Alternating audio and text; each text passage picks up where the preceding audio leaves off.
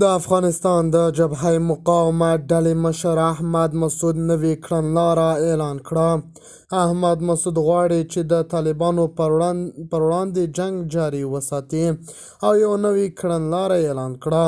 د مقاومت جبهې د طالبانو پر وړاندې د جګړې نوې کړنلاره اعلان کړه او خپل مقاومتیانو ته یې نوی پیغام هم استولی دی. د خرابات ټي وي چینل درنو لیدونکو سلام، ستړي مشئ، وخت مو بخیر. هیله لرم چې جوړ او روغ به یې په سر کې یادونه کوم که خرابات ټي وي چینل مو نوي سبسکرایب کړی، په درنښت سره خرابات ټي وي چینل سبسکرایب کړئ. د مقاومت ملي جبهې د طالبانو حکومت پر وړاندې د جګړې نوې کړنلاره اعلان کړه او له طالبانو سره جګړه خپله داعیه وبلله.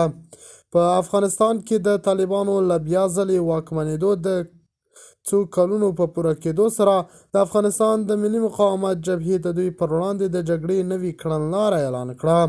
د جبهې په تازه کړنلاره کې د طالبانو ته د یاغیانو او د واک د عصبونو خطاب شوی.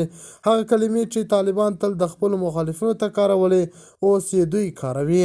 د ملي مقاومت جبهې په کړنلاره کې راغلي سیاسي، ټولنیز، قومي او نظریاتي توپیرونو ته له پام کولو پرته د طالبانو پر ضد د ټولو مخالفینو یو ځای کول یې داعیه ده. طالبانو لا تر اوسه د مقاومت ملي جبهې کړنلاره د اعلان په اړه څه نه دي ویلي، خو وړاندې ویان ذبیح الله مجاهد په افغانستان کې د دوی پر ضد د هر ډول وسلوال مقاومت خبره رد کړې وه.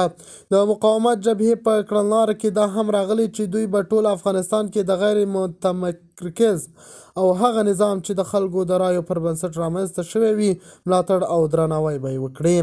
د خرابات ټي وي چینل درنو لیدونکو دا و زموږ ته د مهال چمتو کړی خبر. د الله په امان تر بیا خیر چارې.